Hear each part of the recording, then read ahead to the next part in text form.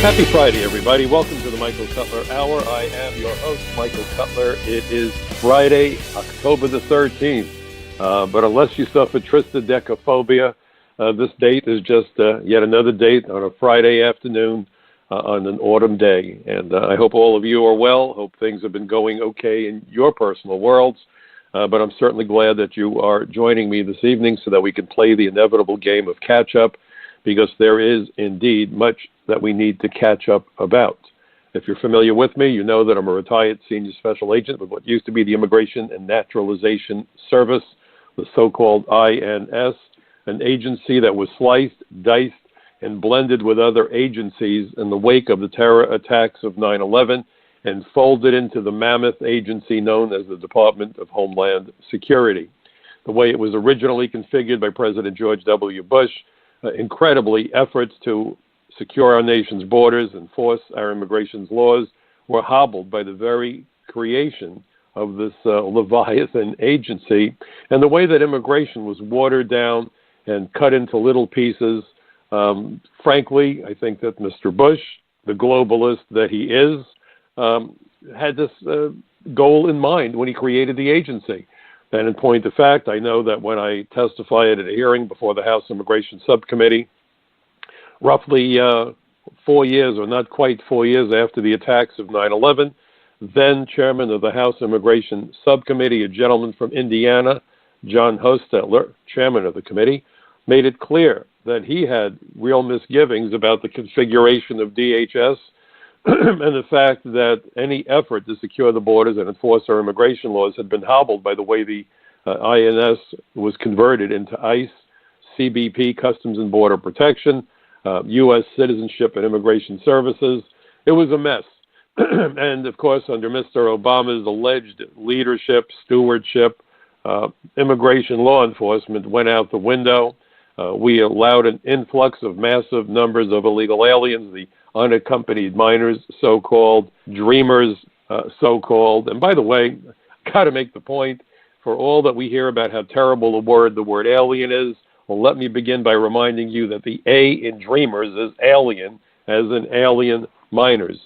Hypocrisy runs rampantly through politics today, and especially where immigration is concerned. So ever since 9/11, my goal has been to be out there and provide my perspectives on the immigration crisis and on its nexus to national security, public safety, and a host of other challenges and threats that confront America and Americans today. Finally, we have a president in the Oval Office who understands the issues, who has an Attorney General, Jeff Sessions, who certainly understands the issues. They are trying to right the wrongs that have been committed over a period of 15 or 16 years since 9/11. And every American capable of thinking, capable of understanding the written word, should be backing this president's efforts, because this is where sanity, finally, is being injected into the conversation. But, of course, you would never know it to listen to the mainstream media, the pollsters, and all too many politicians from both sides of the political aisle. So, and we're going to be discussing, in fact, the latest development today with President Trump saying that he will decertify the nuclear agreement that we reached with Iran under the Obama administration. And there's, as you will see, a direct nexus between immigration and the concerns that President Trump has about Iran. It's skullduggery, it's violence, its apparent desire to wreak havoc on the world, an act that they have been doing, or a mission that they have been pursuing ever since the U.S. Embassy was overrun in Iran back in 1979. And I can tell you, I have clear memories of what happened. One of the guys who became a hostage in Iran was someone I had worked closely with when he was with the State Department. He was there as the resident security officer in Tehran, was one of the hostages. And my recollections of what President Carter did in the wake of the seizing of our embassy and the taking of those hostages, I believe the president today said there were more than 60 hostages. Actually, there were more than 50. Easy mistake to make. But we were ordered as immigration agents to fan out across America and try to track down every single Iranian who had been admitted into the United States, to make certain that they were not engaged in espionage, sabotage, or terrorism within our borders. And the president back then, Jimmy Carter, said that we would stop admitting Iranians into the United States, except for those who came with a true, credible fear that could be determined. But as a matter of routine, Iranian entry into the United States was suspended under the provisions of Title 8 United States Code, Section 1182F, as in Frank in parenthesis, the same section of law that President Trump has invoked and has been stopped repeatedly by court after court, all the way to the Supreme Court. Yet when Mr. Carter said he was going to do it, there was no problem. When President Obama invoked that section of law, there was no problem. When President Bush invoked that section of law, there was no problem. But when President Trump did it, suddenly there was a problem. This is the kind of duplicitous conduct that we have been witnessing again and again and again throughout our government, throughout the media, throughout our courts. American lives are being placed in jeopardy. And today I hope to be able to connect some of the dots. But before we get into the meat of what I want to discuss with you, I, of course, need to remind you about websites that I very much want you to go visit. My own personal website is obviously my favorite website in the world. And that website, again, if you know it, I can see you mouthing the words, michaelcutler.net, C-U-T-L-E-R, michaelcutler.net. For years, I have been writing for Californians for Population Stabilization, capsweb.org. I write for frontpagemag.com. I write for The Social Contract, and I occasionally provide commentaries to Newsmax. And this past week, I was very delighted to join Dana Loesch on her program, The Dana Show, over at Blaze TV, where, unlike the mainstream media, Dana is determined to provide the information that her audience absolutely must have.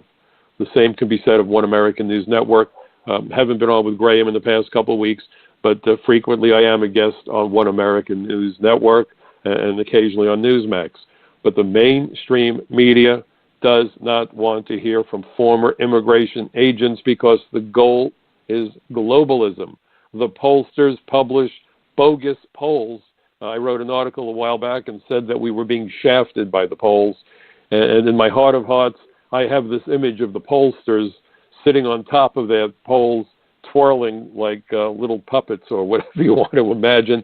It infuriates me because rather than reporting on the public attitude about key issues, the polls, it would appear, are seeking to modify public attitude by changing their perceptions, by twisting the way that polls are conducted, talking about Latino Americans as though somehow an American citizen whose last name is Rodriguez or Garcia has different goals and values and morals than all other Americans. And if that isn't an exercise in bigotry and racism and a disgusting form of profiling, then frankly, I don't know what would constitute such a crazy way of looking at the world, a bigoted way of looking at the world.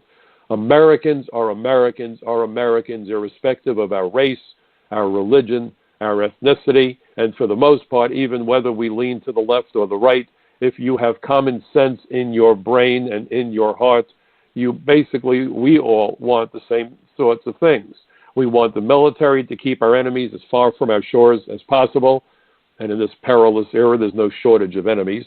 We want law enforcement to be fair and keep our streets free of crime and gangs and drugs and violence. We want our schools to do an effective job of educating our children, and we want to know that any American, irrespective of what I have come to call the superficial factors, race, religion, ethnicity, gender, any American willing to work hard, study hard, and benefit from a little bit of good old-fashioned luck thrown in for good measure can write the next great American success story. But you've got the pollsters and the politicians and the pundits, the triple Ps, talking constantly about Latino voters as though somehow they're different. If that isn't racism, I don't know what is. And we need to push back against this divisive madness. Never seems to end. It never seems to end. We need to unite as Americans. We need to get rid of politicians who are more concerned with bribes known as campaign contributions than they are with the safety and well-being of America and Americans, irrespective of race, religion, or ethnicity. That's what America is supposed to be about. Well, in any event, let's get to what is going on in the world. Last week I spoke about a couple of Inspector General reports about deficiencies at immigration.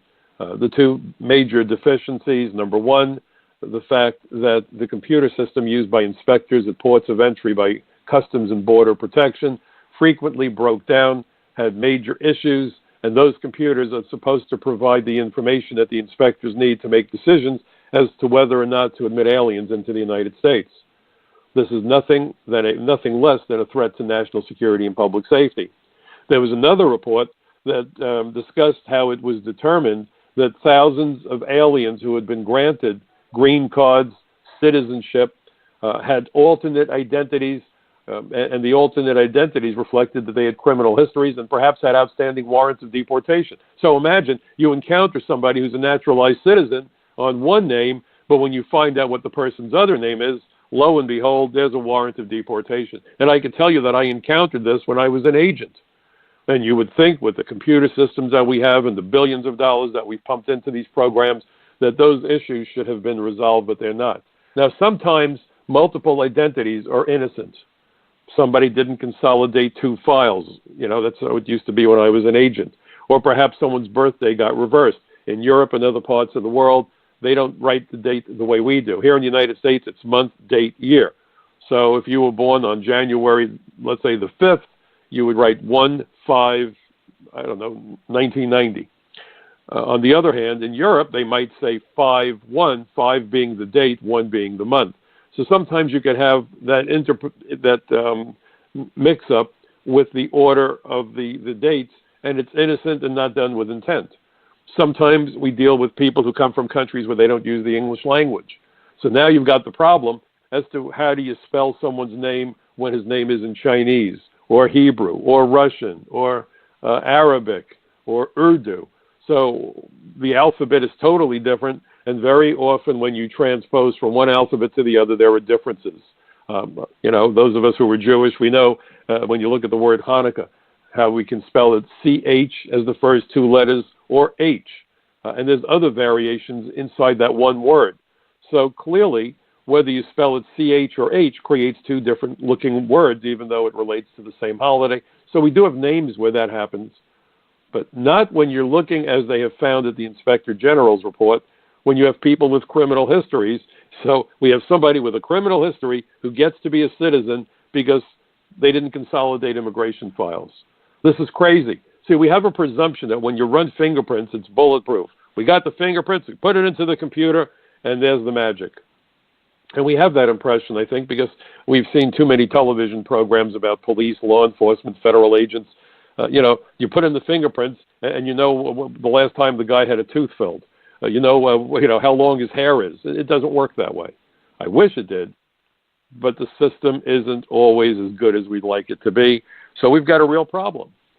And so understand why this is significant. You have members of Congress that are saying, what we really need to do now is legalize the DACA people, the Deferred Action Childhood Arrival people. And so understand that most of those people, if not all of them, faced no interview, faced no field investigation. They entered the United States surreptitiously. They didn't enter undocumented. To say that they entered undocumented is Orwellian. This isn't political correctness. This is purely out of the pages of George Orwell's amazing novel, 1984. If you haven't read the book, get it and read it. That's your homework assignment.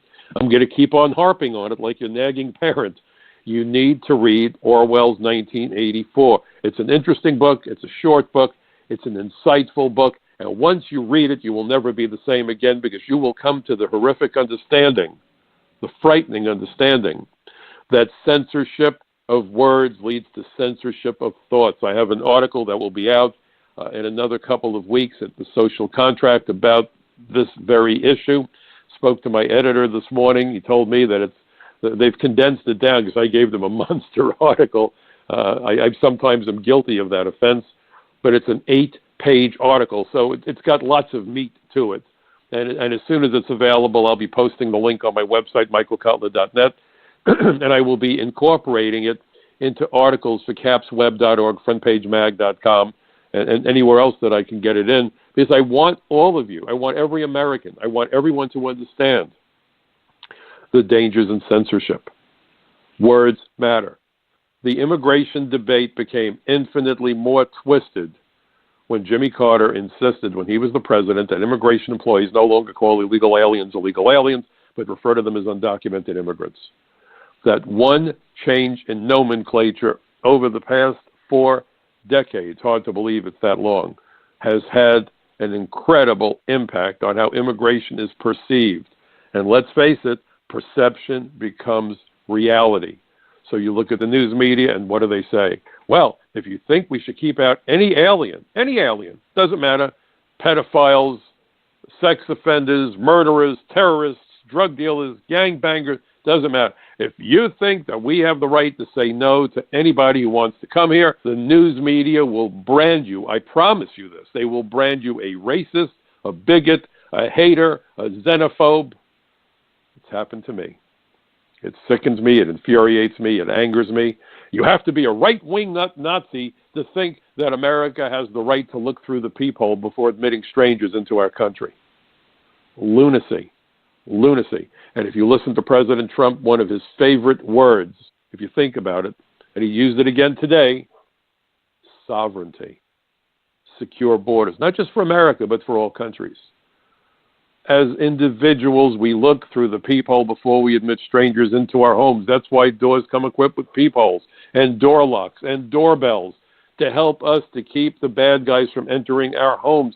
Why is it so difficult to get politicians to agree that we must employ the same common sense where our borders and our immigration system is concerned? Especially when you look at the 9/11 Commission report, to which I provided testimony, where they made it clear that multiple failures of the immigration system enabled not only the 9/11 hijackers, but they looked at a total of 94 terrorists, and 2/3 of those terrorists, at least, engaged in visa fraud or immigration benefit fraud. I would argue that they all did, actually. Here's where I'm at odds with the 9/11 Commission report and the 9/11 Commission staff report on terrorist travel, and here's why. Those folks came through ports of entry.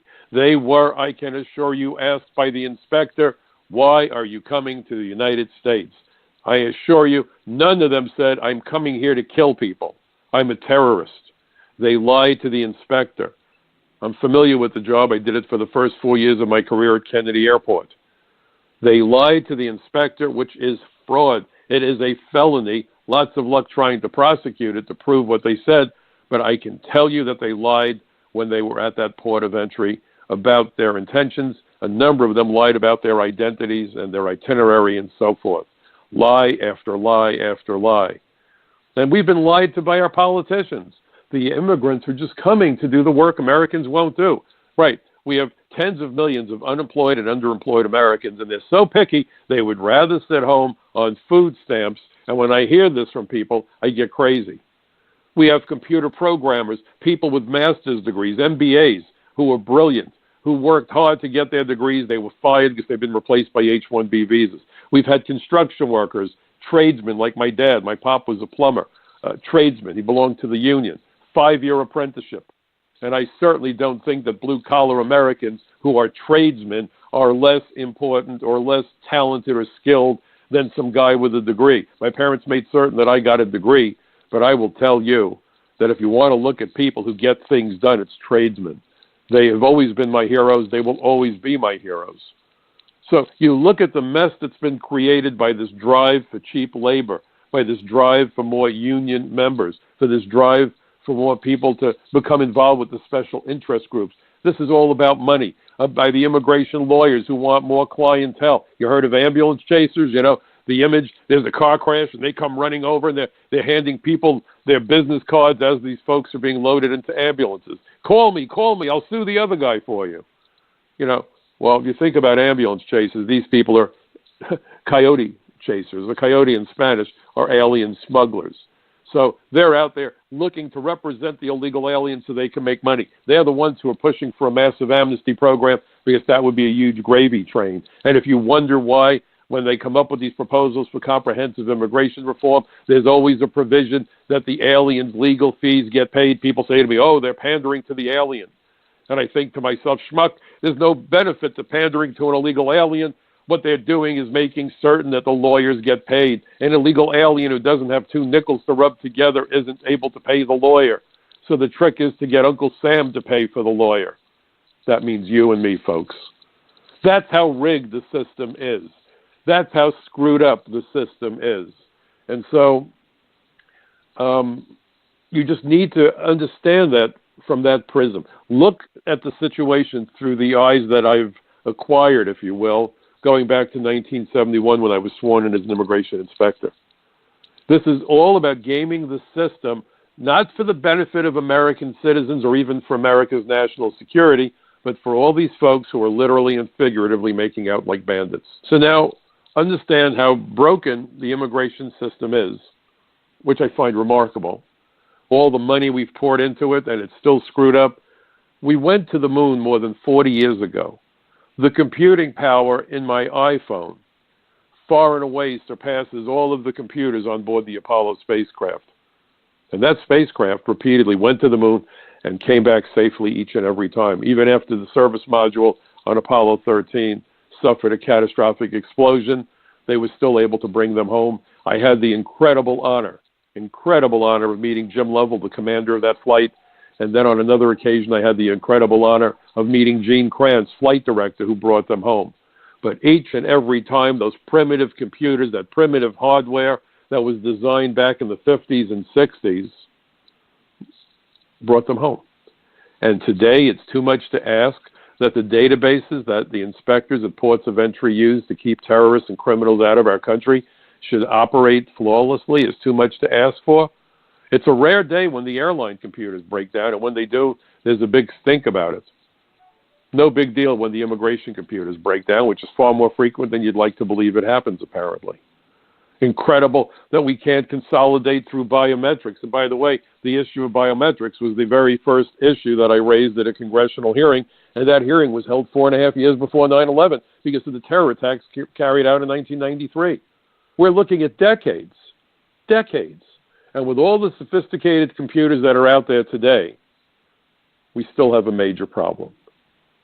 It blows my mind, and lives hang in the balance. That's the issue. This isn't a matter of, well, the flight's going to be delayed. This is about people are going to likely get killed or may get killed. That's not acceptable. And you won't see much about this in the mainstream media. Now, why is that? Because they don't want the American people to understand just how critical the immigration system is and just how screwed up the immigration system is. Nothing to see here, folks. Keep moving. Let's legalize everyone. Let's drive down the wages of American workers. Let's flood America with foreign nationals. Never mind they're sending hundreds of billions of dollars back home when they work here, whether they're working legally or illegally. We don't care. As long as the people at the very top of the food chain can make ever more money, they are happy to create this falsehood that we need to import more labor because Americans are too lazy or too stupid. We need more foreign students. God knows why. China sends us the second greatest number of foreign students, followed by Saudi Arabia. India, by the way, number one. And here we're talking about STEM students, science, technology, engineering, and math. So here's where we now lead into today's events with President Trump. He said he was going to decertify the agreement with Iran. Why? They're cheating. They're building ICBMs, intercontinental ballistic missiles. They are not allowing inspectors onto their territory. Apparently, from what they were reporting today, Iran mails in soil samples so we know whether or not they're cheating. They mail in soil samples? This isn't an open book test, folks. This is take the exam home and we'll see you in a month and then bring us the exam. That's what this is. I mean, the idea that we could be that stupid, that bleeping stupid, that we are not in a situation to have inspectors, independent inspectors, monitoring what Iran is doing. The whole reason for that whole program is to prevent them from getting nuclear weapons. And as President Trump said today, and he's right, their favorite chant when you get a bunch of these leaders, so-called, in Iran, favorite chant is death to America and death to Israel. And we're putting them on the honor system? Does anyone have a brain? How in the world could the Obama administration do this to us? I'll leave that open for everyone's speculation, and I'm not even being partisan. Full disclosure, I'm registered as a Democrat. I've always voted as an independent because I hate both parties. I would make the case that you could probably prosecute the leadership of the parties for RICO, racketeering. I mean, my goodness, what goes on in this country is unheard of. When I was a kid, you would never imagine the government conducting itself the way it does today. Flooding America with foreign labor, laying off American workers, allowing gang members to live with impunity in sanctuary cities where they're killing people, where they're raping little girls, where they're selling drugs. And if you look at the news reports, the government of California, and I wrote about that for Front Page Mac, the government of California is protecting the immigrants from immigration. No, they are not. They are shielding criminals and terrorists and fugitives from immigration. And as a consequence, thousands of innocent people are dying each and every year in the United States. But if you dare suggest that these municipalities need to work with immigration, you're a xenophobe, you're a hater. The sheriffs are finally coming out. They're finally coming out and saying, no more of this. We need to have immigration work with us. And it shouldn't even only be the criminal aliens. Go back to the 9/11 Commission. Most terrorists do not have criminal histories. Most terrorists may well violate the terms of their admission into the United States. Fugitives from other countries are scrupulously careful to not jaywalk, not spit on the sidewalk, not get into a road rage incident. They don't want anyone to pay attention to them. Think of how the Nazi dirtbags came here after the Holocaust, fleeing the long arm of the law for the atrocities they committed during the Holocaust, and they kept low profiles. 60 Minutes did stories about some of those Nazi bastards. And when they asked the neighbor, did you know that the guy living 2 doors down from you is alleged to have killed 1,000 children? Gee, he was such a nice man. He always smiled at me, and he always mowed his lawn and trimmed his rose bushes. Well, never mind the crabgrass police coming after him. The guy came here, got a fake name, and was a fugitive from the Nuremberg trials or whatever. That's the tactic of bad guys. You cross the border, and then you lay low. You keep your head down, and you call no attention to yourself. Someone once said that an effective spy is somebody who would not attract the attention of a waiter or waitress in a greasy spoon diner. I would argue that it might in fact be that waiter or waitress who is that spy. Well, guess what? Terrorists operate the same exact way. They find a way to enter a country, whether it's by claiming political asylum, becoming a refugee, getting a student visa, coming on a tourist visa, however it is, and then keeping a low profile, using multiple alternate identities to cover their tracks as they move around the country. The 9/11 hijackers, for example, in the aggregate, according to the 9/11 Commission, used over 360 false aliases or variations of false aliases. So it's not only about going after people with serious criminal histories, illegal aliens. Certainly they should be priority one, but as a matter of making certain there's integrity to the immigration system, we have got ignoring, quote unquote, the illegals who are only violating immigration law. It's not an only. It's not an only. Our immigration laws are designed to keep out criminals, spies, terrorists, fugitives from justice, human rights violators, war criminals, and prior deportees. Also includes aliens with dangerous diseases, mental illness, or likely to become a public charge, or if they work, they would displace American workers. There is nothing in our immigration laws, not one word, that deals with race, religion, or ethnicity. So if someone's here illegally, immigration needs to be notified when the police become aware of it, and let the immigration authorities make the decision as to whether or not they want to be involved. When I was a new immigration agent, it was typical that if a police officer stopped a drunk driver and the drunk driver was an illegal alien, and he had 6 of his buddies in the back of the car sloshing around, they would call us. We would take the 6 illegal aliens that were in the back of the guy's truck, and we would drop a detainer on the driver because he was an illegal alien. But first, we wanted the state to deal with him however they were going to deal with him, and then we'd scoop him up. Common sense.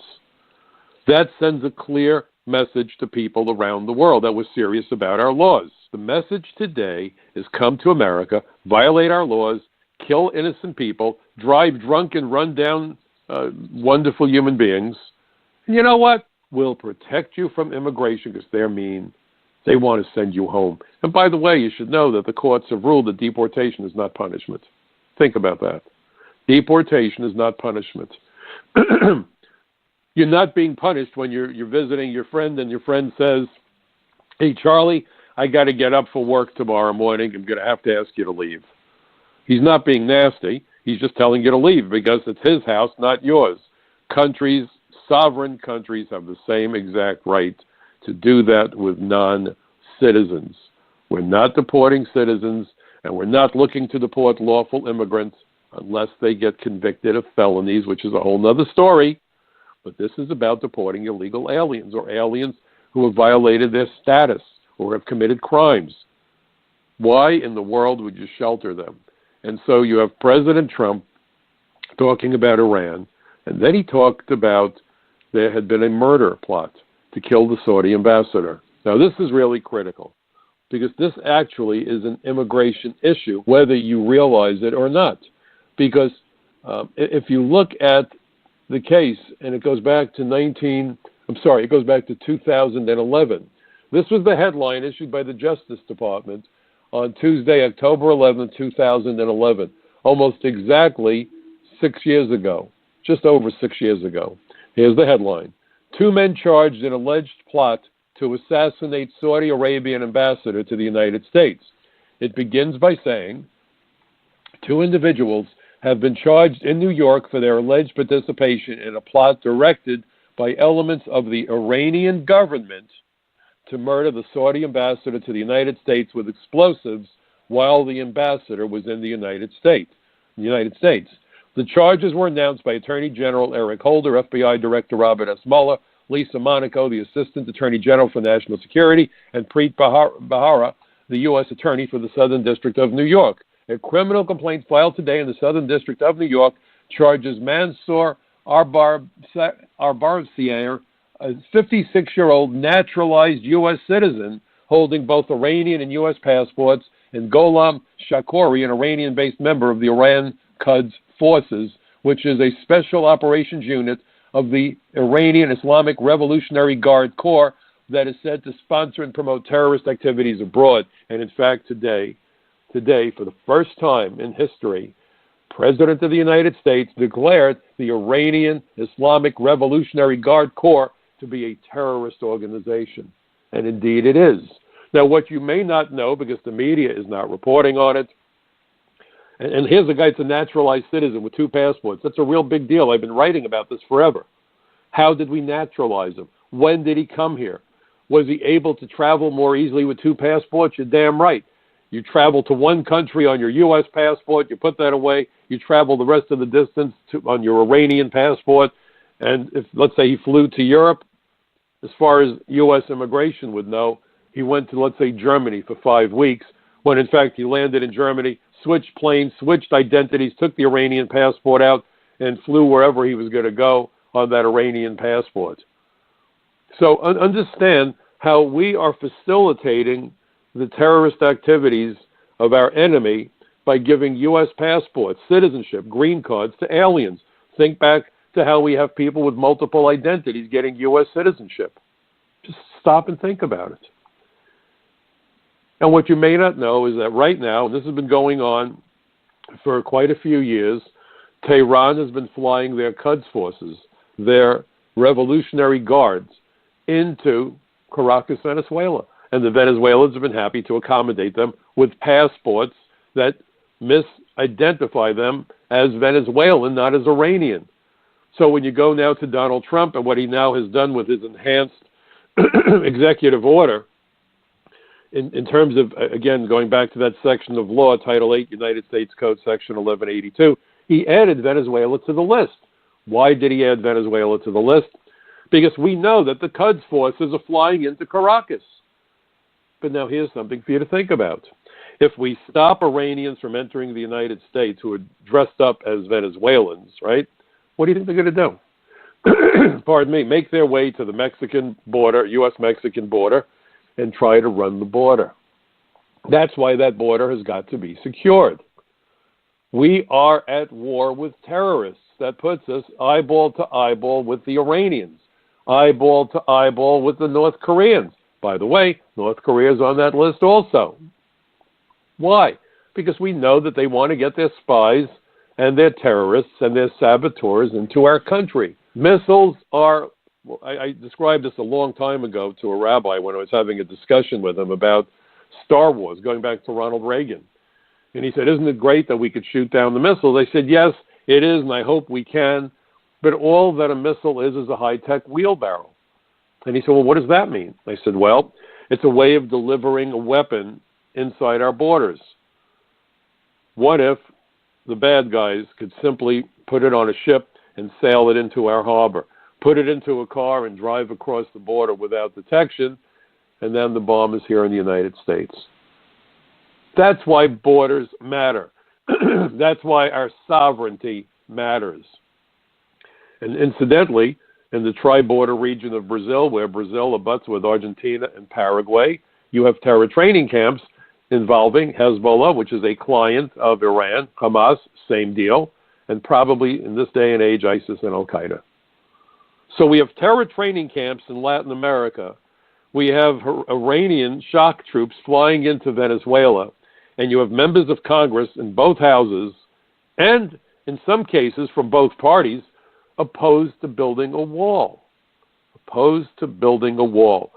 You know, if Americans die, so be it. I guess that's got to be their philosophy, because if they really gave a damn about America and America's national security, they'd be jumping up and down demanding that that border be secured.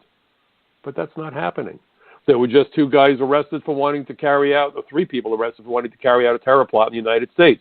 2 arrested overseas.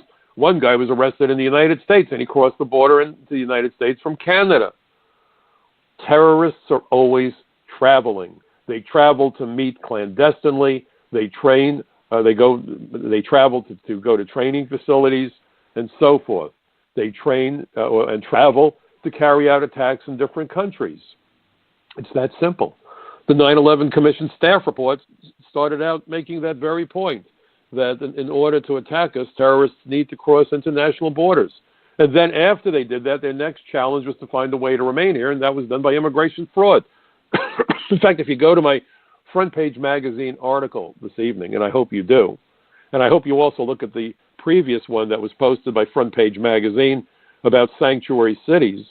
And by the way, if you like my articles, please post it in the social media, Facebook, I don't care, Twitter, wherever you want to post it. The more people that we can wake up, the better it is. I call this my bucket brigade of truth. That's why I've been traveling around the country doing speaking engagements. In point of fact, if you become aware of any such speaking engagements, you can reach me through my website, michaelcutler.net. I just got back from an incredible trip to Colorado. I was in St. Louis, Washington. I'll be heading back to Washington on Monday. It's about getting as many people as possible to understand the issue. But what I quoted in my latest article for Front Page Magazine is this. Once terrorists had entered the United States, again, this is the 9/11 Commission staff report on terrorist travel, the official report. Once terrorists had entered the United States, their next challenge was to find a way to remain here. Their primary method was immigration fraud. For example, Yusuf and Ajaj concocted bogus political asylum stories when they arrived in the United States. Mahmoud Abu Alima, involved in both the World Trade Center and landmark plots, received temporary residence under the Seasonal Agriculture Worker Program after falsely claiming that he had picked beans in Florida. Mahmoud Salome, who rented the truck used in the bombing, overstayed his tourist visa. He then applied for permanent residency under the Agricultural Worker Program, but was rejected. Ayad Mohammed Ismail, who drove the van containing the bomb, took English language classes at Wichita State University in Kansas on a student visa, and after he dropped out, he remained in the United States out of status. no criminal history. A student who didn't want to go home. No big deal. Nothing to see here, folks. Just keep moving. That's why when people say to me, well, if they don't have a criminal history, who cares? We all should care. We all should care because they are here, and that's the embedding tactic, to look as innocuous as possible. And then we get to this statement from that very same 9/11 Commission staff report on terrorist travel. This is on page 98.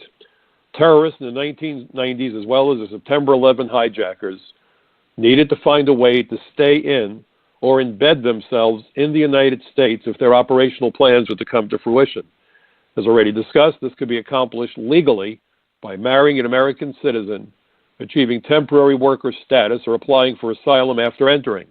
In many cases, the act of filing for an immigration benefit sufficed to permit the alien to remain in the country until the petition was adjudicated.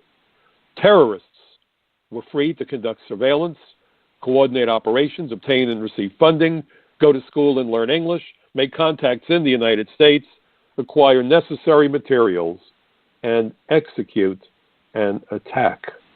Page 98. When you read that, and you read about the madness of sanctuary cities, pardon me, and you see how desperately President Trump, Attorney General Sessions are trying to protect us, and who is their biggest opponent? Our own government. Our own mayors and governors and members of Congress and members of the Supreme Court and members of other courts. They're the ones, whether they realize it or not, who are running interference for terrorists.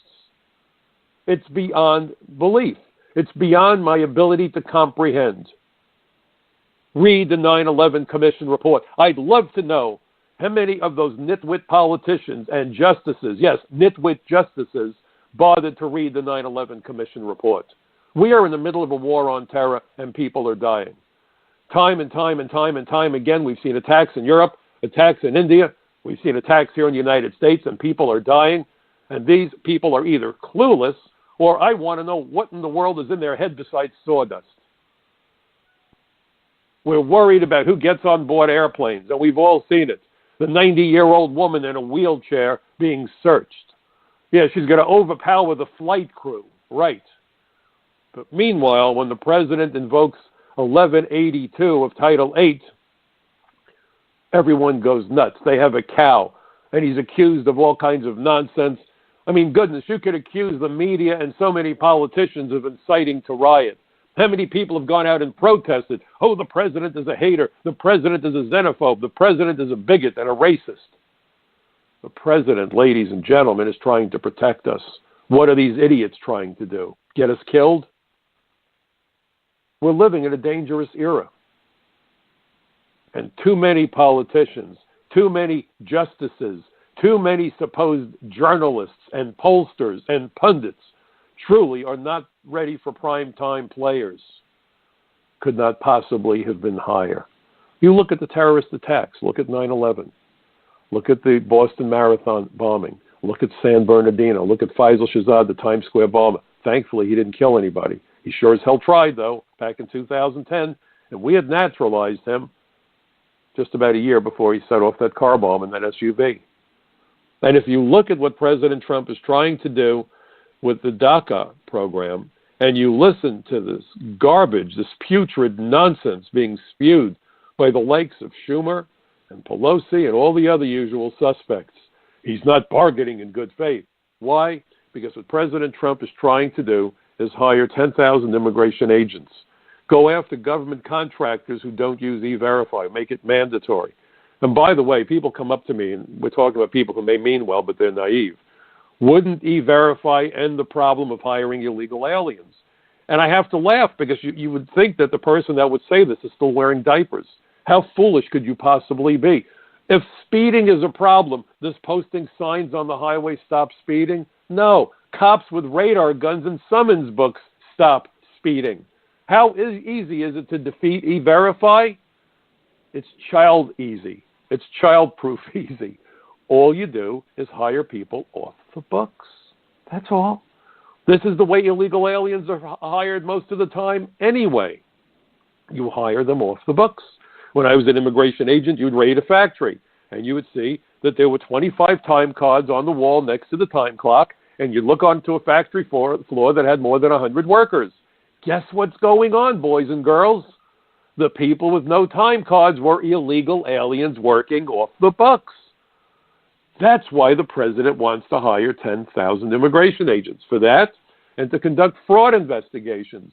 The fraud doesn't become evident until you go out there and knock on doors and conduct interviews and see what's going on. It's called an investigation.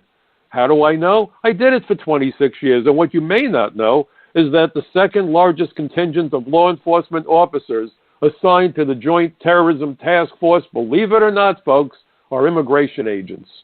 And if you wonder why, it's because if you're not able to charge a terrorist suspect with terrorism right off the bat, usually they commit visa fraud or immigration benefit fraud, and that, folks, is the domain of immigration agents. But without the agents, those violations go undetected, and we lose major opportunities to prevent a terrorist attack. The 9/11 Commission said that one of the most critical issues was the enforcement of our immigration laws from within the interior of the United States. So President Trump wants to hire more immigration judges. They are swamped in the courts. Find expedited ways of moving out illegal aliens where they wouldn't even need to go to an immigration court. He wants to hire prosecutors who will handle the criminal side of immigration law and attorneys who handle the administrative side. What most people don't know is there are two forms of immigration law, administrative and criminal. Administratively, the goal is to seek the deportation, the removal of an alien from the United States who is in violation of our laws. It's very simple. That's the administrative side, and that needs immigration judges, possibly immigration agents, and the attorneys that work that side of it, the counsels. Criminally, immigration law violations are like any other crime, and those go to federal court, and the goal there is so that the person is found guilty either by pleading guilty or through a trial, and then you impose a punishment, whether it's a prison sentence, a fine, or both. Okay? And by the way, you should know that more than half of all federal prosecutions involve immigration law violations, and the number one criminal violation prosecuted nationally is reentry after deportation, something I'm exceedingly proud of because I had worked unofficially with Senator Al D'Amato in the early 80s to make unlawful reentry by criminal aliens a 20-year felony. And I even had the great pleasure of making the first arrest in New York of it turned out to be a citizen of the Dominican Republic who lost his green card because of drug convictions. So what you have is a president saying, okay, let's go after and help these kids, so-called, but let's hire lots of agents, and finally, let's change the law. This is what they don't want you to hear in the mainstream media. I know there's a think tank that went out there and said, oh, these people are liable if you legalize the Dreamers. They're likely to bring in 3 or 4 people each. Nonsense. I've seen cases where 30 and 40 people get green cards based on one alien becoming a citizen. And here's how it happens. If an individual becomes a citizen, on that day he has the absolute right under current law to petition the government. Every single one of his brothers and sisters can be admitted into the United States. If his brothers and sisters are adults and are married and have children, then they have the right, if they get the green card, to bring with them every one of their spouses and their minor children. So if you have somebody who has 8 brothers and sisters, and his 8 brothers and sisters are all married, and they all have an average of 5 kids, you do the math. You do the math. That is a human tsunami. That's what we need to be concerned about. And believe it or not, if you look at a press release issued by the White House, it's called Immigration Principles and Policies. President Trump and Attorney General Sessions have put together an all-inclusive program that addresses all of our vulnerabilities: immigration fraud, keeping out the terrorists, going after people who lie on their political asylum applications, like the infamous Tsarnaev family, whose 2 boys carried out that deadly attack at the Boston Marathon on, of all days, Patriots Day back in 2013. And yet you have people criticizing the president, screaming about the need to impeach him.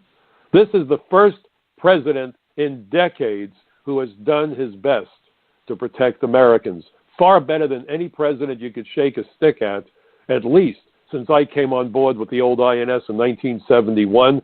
And instead of holding a parade for the president, you have people screaming about this. You have to have lost your mind or be incapable of thinking to not understand the significance of what he's attempting to do. And that's what you need to focus on. And that's why I write those articles, because what needs to be done is being done by this president if only the courts and sanctuary city mayors and governors and members of Congress would stop trying to stop him. There's nothing racist or bigoted about saying, let's not let murderers, gangbangers, and terrorists into the United States. There's nothing wrong with saying, let's make certain that Americans get first shot at the jobs. And by the way, that's something else that the president wants to change according to his own words, to protect American workers so that employers who develop a pattern of hiring foreigners when Americans are available can be prosecuted. And you want to complain about that? People want to complain about a president who wants to put Americans first? That's something to complain about? That's something that should cause this guy to get a parade. Now, I don't always agree with what he says or how he says it. I'll be right up front with you. I get furious when he calls his executive order on immigration a travel ban. He needs to use the original terminology. Protecting the nation by preventing foreign terrorist entry into the United States. Not a travel ban. Sometimes he needs to slow down and use his words more effectively. But when you look at what his goals are, and when you look at the threats and the challenges that we face today, then you realize just how pivotal, how incredibly important America's borders and immigration laws are. For years, I've been jumping up and down and talking about the truest measure of border security not being those BS arrest statistics. I said it was about the amount of heroin flowing into America. We are awash in heroin. The epidemic is driving so much of the crime. And where is the heroin coming from? Outside the United States, because we don't produce it here. Every molecule of heroin was smuggled into the country, usually by foreign criminal organizations, and not just from Latin America, from Asia, from Europe, from the Middle East. It's headed this way. It's coming into our airports, and with it come the criminal organizations and the gangs that market and sell it and send hundreds of billions of dollars back to the cartels and back to terrorist organizations that all too often are funded by the proceeds of the drug trade. We've got to get serious, folks. And so what I ask you to do is please go to my website, michaelcutler.net, go to capsweb.org, frontpagemag.com, particularly this weekend, frontpagemag.com. Check out my articles. If you like what you see, let your friends know about it. Post it on Facebook, send out emails, discuss it with your friends and neighbors. Our politicians need to know that we are not as foolish as they hope that we are. And we do that by getting involved. You know, I always like to make the point, folks, democracy is not a spectator sport. Please get involved. If you're a parent, if you have children, if you have grandchildren, think about their future. Think about the country that we will be leaving to them when the time comes. We have an obligation to be the best Americans we can possibly be. We have an obligation to be as involved as we can possibly be. This isn't a left-right issue, folks. It's a right-wrong issue. I hope you all have a wonderful weekend. I look forward to seeing you again next week at the same time, right here on the Michael Cutler Hour. Good night.